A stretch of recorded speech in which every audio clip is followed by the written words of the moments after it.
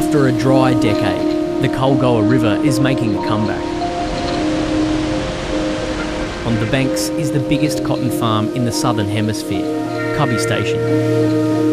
The 80,000 hectare property has a storage capacity of 460 gigalitres. But for years, the expansive network of dams have remained dry. It's an incredible situation after the years of drought and low production and the lack of activity on the farm to see it come alive with water. Last year, no cotton was planted. This season, Cubbie has over 16,000 hectares to pick.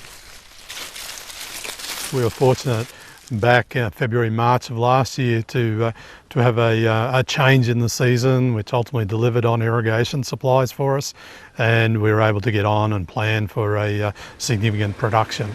As drought gripped growing regions in 2019, Australia's cotton crop hit its lowest level in 40 years, producing less than 600,000 bales. But production is bouncing back and forecast to climb to 2.4 million this season. Somewhere in the vicinity of 13.5 to 14 bales per hectare as an average yield across the 16,600 hectares. With the price of cotton around $570 a bale, millions of dollars will again flow through the district.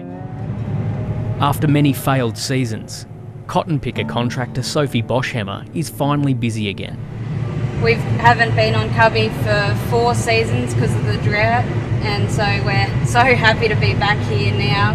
Her family business have spent recent years travelling long distances interstate for work. So we had to downscale on our pickers because we weren't able to get the work. Until recently, dust haunted this district. Summer rainfall is what makes this country tick, and we basically went 8 years without a summer. The rain has finally come, bringing the land back to life.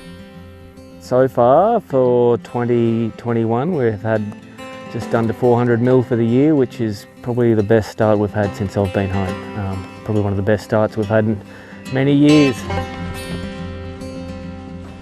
The last 7-8 years, all anybody's really done is gone into debt, or for a lot of people further into debt. So, you know, it's going to take quite a few years for people to get back up and running.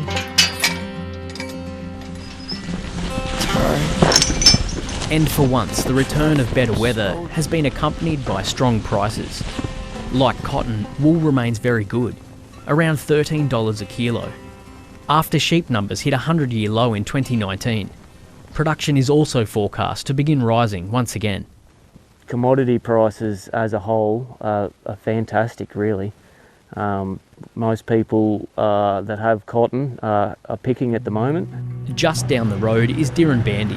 The town of 600 people is back in business as an influx of workers from the cotton industry return. For more than a decade, Karena Wilson's boutique store has managed to keep trading through floods and drought. Since the rain event, you can just see, looking at everyone, that they're just, the life's been injected back into them, and there's a good future ahead for the farming industry and for the town as a whole. Steve Burnett has been a stock agent here for more than 30 years. It's a busy night at the Dirran pub. There's been some quiet times recently, but that's finally turning around. Present now, like I say, we've had we're on our second cash crop season, and now people are sort of starting to look to spend and showing a lot more confidence now. Everyone's hoping the next drought is not for another few years yet.